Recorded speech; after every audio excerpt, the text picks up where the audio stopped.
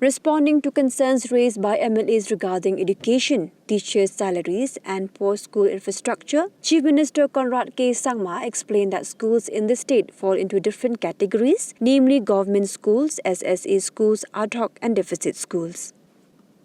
He clarified that when ad hoc teachers do not receive their salaries, it is not the government's direct responsibility, as their salaries are managed by school managing committees, with the government only providing financial assistance. Regarding dilapidated school buildings, the Chief Minister pointed out that government-run schools receive proper infrastructure support and the government takes responsibility for their maintenance. However, for ad hoc and deficit schools, the government only provides financial aid and the responsibility for maintenance primarily lies with the school founders. He stated that while the government spends around 1,000 crore to support these schools, it does not own them, and the full burden of their management should not be placed on the state. So, similarly in education, they mentioned that how will we deal with problems of our teachers and the complex problem of the NEP. Sir, here I would like to take a minute or so to at least share and discuss about the entire, I shouldn't say problem, but the complication that we have when it comes to our teaching fraternities. Sir, in the teachers, as you're aware, primarily we have the government LP school teachers and government UP and government secondary and high secondary teachers and government college. And then we have our SSA teachers, who are again, as I said, part funded by Government of India and part funded by state government. And then we have the private schools, which then get grant in aid to then pay their teaching staff, which is what we call the ad hoc teachers and the deficit teachers. Why I'm giving this differentiation and segregation, sir, is because sometimes we, as members, don't realize it. But these categories are different. So today, when we say that, the ad hoc schools are not getting salary, the state government does not give ad hoc teachers salary directly. Ad hoc teachers are managed by a managing committee, which is a private school, but we give grant in aid to that managing committee, who then give it to their teachers, because the school is not owned by government.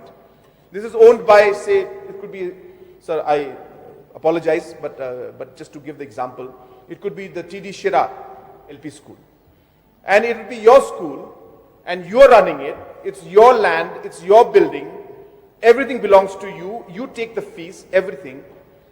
But we are giving you a grant of, say, 2 lakhs to run your school, because we feel you're doing good to society, and they are doing good to society.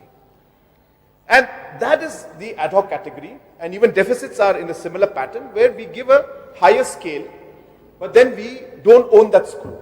It's again the TD Shira, deficit college. You own it, it's your building, everything, but we give a grant to run that school and that college. Now, government gives close to 1,000 crores every year to these ad hoc schools and deficit schools and colleges, sir. So therefore, the first thing I would like to at least request and urge and also share with our members, that we must realize the different classifications of the schools so that we're able to address the problems in the correct way. If we mix everything together, then we won't be able to address the issues. So that's the reason it's important to classify and know the categorization of each schools.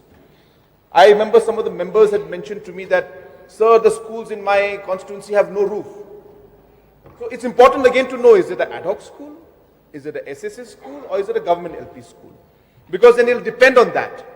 And that is the reason why, if you know this, the education, mission education, we have taken it upon ourselves that the government schools, all government LP schools, they must get a new building, or at least they must get major repair, which the process is on. And we are at the final stage now. Within this next financial year, we should be able to complete all of them. SSA schools, yes, we have been supporting some of them. And through my Chief Minister's Special Development Fund also we give. But then last comes the ad hoc categories, where most of the problem actually for school lies. Now in this, the people who look at the school and say there's no building, there's no roof. And of course, it is a problem, sir. I'm not saying it's not a problem. It is a problem and it has to be resolved. So I'm not trying to run away from it, but I'm just trying to share the classification so that we're able to then address it in the right manner. So for the ad hoc school, it's not that the government and education department can give money directly to that ad hoc school. We have to give it through some kind of a grant again. So we have to give it through maybe CMSDF, or we have to create some kind of a provision. So therefore, because these schools are owned by that managing committee or by that individual, not by the government. So I think these kind of things are very important to know, sir, and to also keep in mind. And therefore, for the different categories of teachers, at every level we have been trying to engage, trying to resolve the problems. As mentioned, sir, with the ad hoc teachers also, the different associations which are present. We have about, I think, close to 15 different associations of teachers that are there in the state. We engage with most of them, and we try to resolve the problems, as far as possible, to help the teachers and to improve the overall, their status also. So in terms of the NEP, sir, we are very, very aggressively moving towards that. It is not possible for us to implement all the provisions in one go because there are so many of them.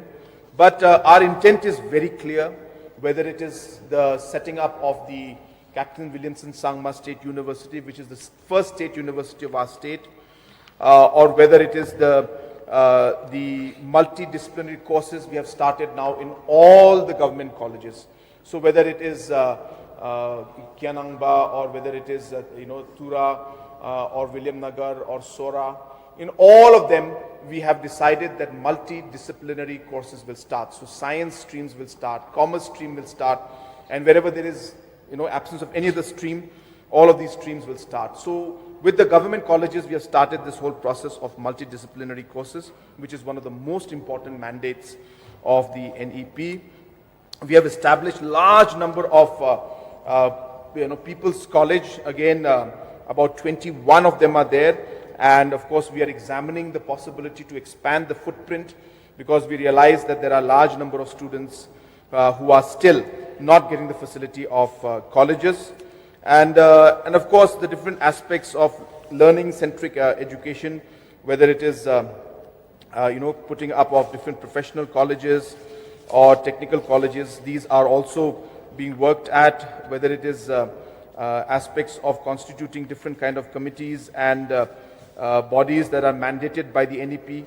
These also are being done at war footing. And many, many other steps, and I have a full report on this, but I don't think it will be possible for me to read out all of those aspects.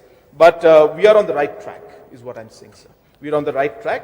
Are we close to completing? No, sir. We have a way to go, because there are a lot of financial implications when we start multidisciplinary courses and provide different kind of, here we have to see that all the secondary